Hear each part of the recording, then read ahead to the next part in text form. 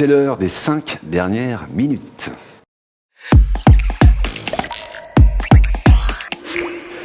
Thierry Goblet, merci encore une fois d'être venu sur le plateau. Ces dernières minutes sont dédiées à ce que vous faites et ce que fait le club, évidemment, de judo. Vous êtes, vous, enseignant donc d'arts martiaux, section judo, depuis de nombreuses années. On va pas se cacher, on se connaît depuis un petit moment. Et puis, vous êtes venu ici pour nous parler de plusieurs choses. Mais le plus important, c'est d'abord ce regroupement régional de judo adapté, qui est organisé en l'occurrence par la Ligue Bourgogne-Franche-Comté, mais qui est supporté par le club de judo de Sens. C'est bien cela ? C'est ça. Alors, qu'est-ce qui va se passer justement pendant ce regroupement de judo para-adapté, Thierry ? Alors, en parlant des regroupements régionaux, il y en a 4 sur la saison, qui sont organisés sur les 4 départements de la Bourgogne, et la saison se termine à Sens. C'est la dernière animation. Alors donc, tout simplement, des participations, des foyers où l'on trouve des déficients mentaux, des déficients moteurs et ou moteurs, à une journée de joie, une journée d'échange, une journée de plaisir en fait. Ce serait super si tout le monde repartait avec une banane.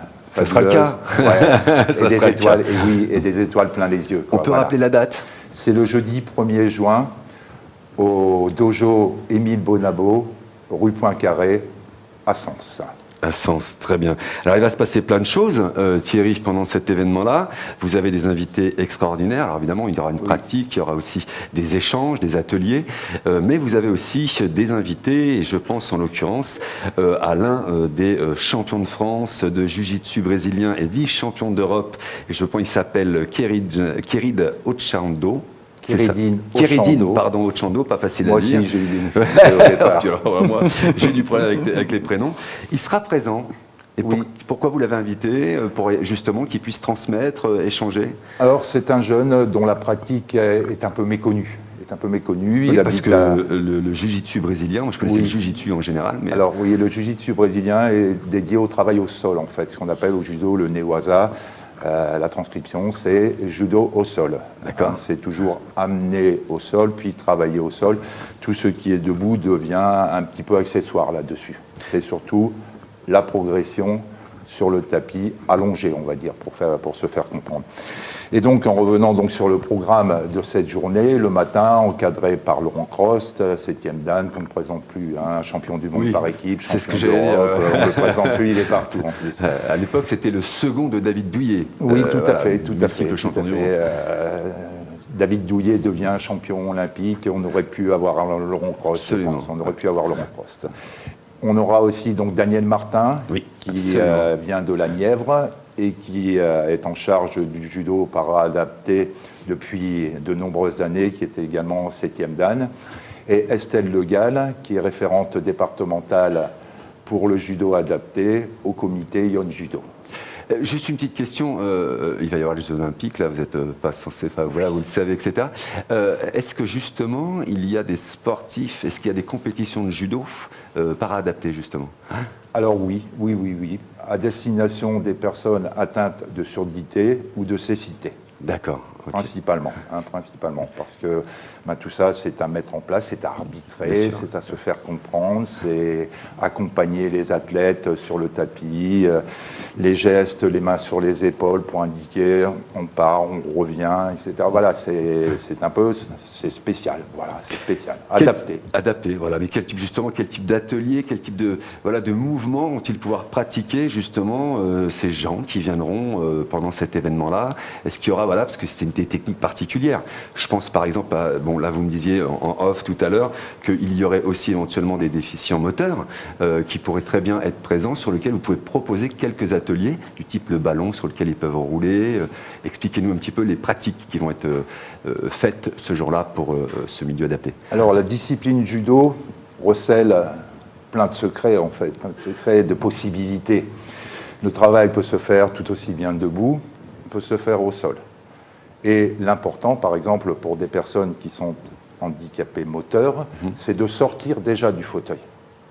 C'est d'avoir un espace de liberté par rapport à une forme de contrainte, à une forme de contrainte journalière, habituelle, annuelle. C'est pouvoir faire autre chose. Pouvoir faire autre chose, rouler par terre, on peut tous rouler par terre. Toutes et tous rouler par terre, c'est facile.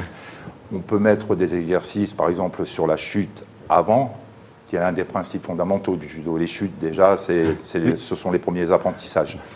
Et faire rouler sur le dos la personne qui n'a plus l'usage de ses jambes, ou qui est coincée par le bassin avec des difficultés sur le dos, etc. Voilà. Et puis, tranquillement, le ballon roule à la vitesse de celui qui fait, car ce qui est à prendre en compte et qui est très important, c'est celui qui fait.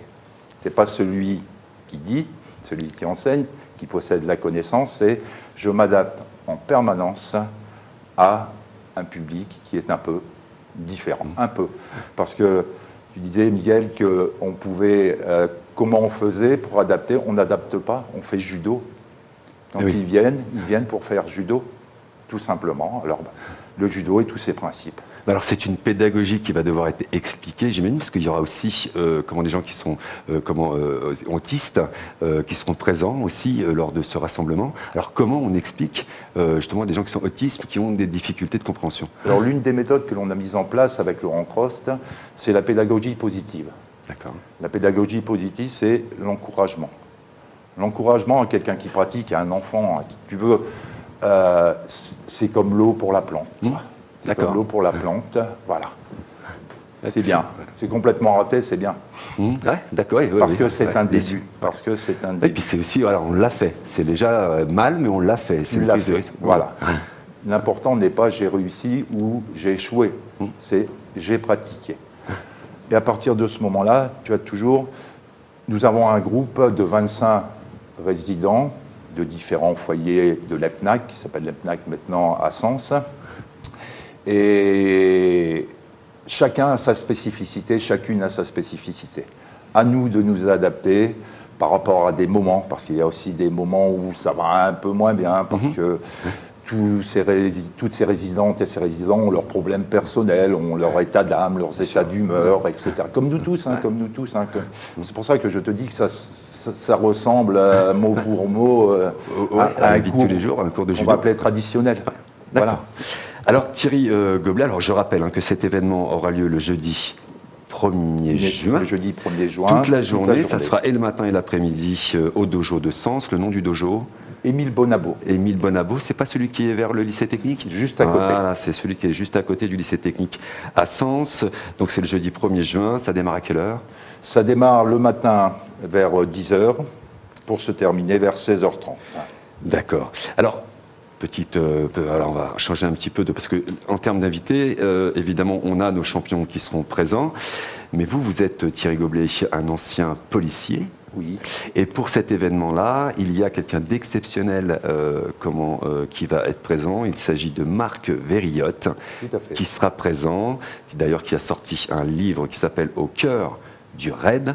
Donc il sera présent, Marc Verrillotte. Pour quelle raison? Ne me remercie pas, Marco, pour ta promo.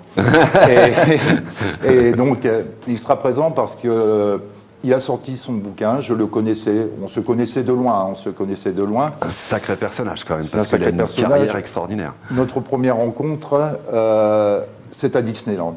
Ah oui, ça commence bien. Ça commence bien. Seulement, c'est nuit noire, il est 3h du matin, il fait froid, un crachin, on va appeler breton, tiens, un crachin breton, et des hélicos partout au-dessus, etc. En fait, l'école de Sens avait fourni les figurants pour une simulation de prise d'otage dans la Tour de l'Horreur à Disneyland. Voilà. D'accord. Donc là, c'est un exercice. C'est un exercice de simulation, oui. Donc, 3h du matin, à peu près, je vois un groupe arriver. J'étais avec un collègue qui, malheureusement, est parti. Et je vois passer Marco, que je reconnais parce que judo. Il est également 6e dan de judo. Il ne fait pas que partie. Oui, bien sûr, du raid, il est aussi un grand sportif. Et il a bien d'autres activités. Et donc, je le vois passer, effrayé comme si on y était depuis 15 minutes, quoi. Et il nous lance un grand bonjour. Bonjour. Il est 3h du matin. Bonjour. Voilà. Il rencontre improbable. Et puis, de fil en aiguille, voilà, nous assistons avec l'école de police de Sens aussi aux 30 ans du RAID, à l'anniversaire de la fondation du RAID, il y a 30 ans, maintenant il y a déjà 4-5 ans, au moins. Et je le rencontre à nouveau, mais il est en pleine démonstration, il y a plein de délégations étrangères, etc. On ne peut pas trop se parler, mais bon, je le vois, et puis bonjour, quoi. Et Marco sort son bouquin, là, et puis l'idée m'est venue comme ça. Alors avec le support du club, hein, le président, tous les membres... Il a accepté tout de suite de venir à cet événement? Oui. Aujourd'hui, il est à la retraite. C'était qu'une question de calendrier, en fait. D'accord. Okay. Car il donne des conférences un peu partout en France, dans des écoles prestigieuses. Voilà, quoi. Donc c'était qu'une question de calendrier. Et Marc va même venir accompagner d'une petite judokate de son club qui connaît des problèmes aussi de développement, etc. Donc voilà, il a complètement adhéré au projet, ça c'est certain. Donc de grandes personnalités sportives et pas que. Marc Verriotte, c'est aussi quelqu'un qui a hélas participé, je dis hélas et heureusement, participé, comment est-ce qui s'est passé sur l'affaire Mérad? Oui, l'affaire Mérad à Toulouse, donc Marco le raconte dans son livre, hein, c'est tout un chapitre. Et Marco est blessé lors de cette intervention. La première balle tirée par Mérad atterrit dans son casque, ce qui le fait chuter dans les escaliers où il progressait. Et il prend une deuxième, il est touché à une seconde reprise à l'épaule. Il roule dans l'escalier et voilà, il est sauvé. Et il raconte même, c'est un peu prenant parce que, bien sûr, hein, il y a un peu de parti pris dans ce que je dis.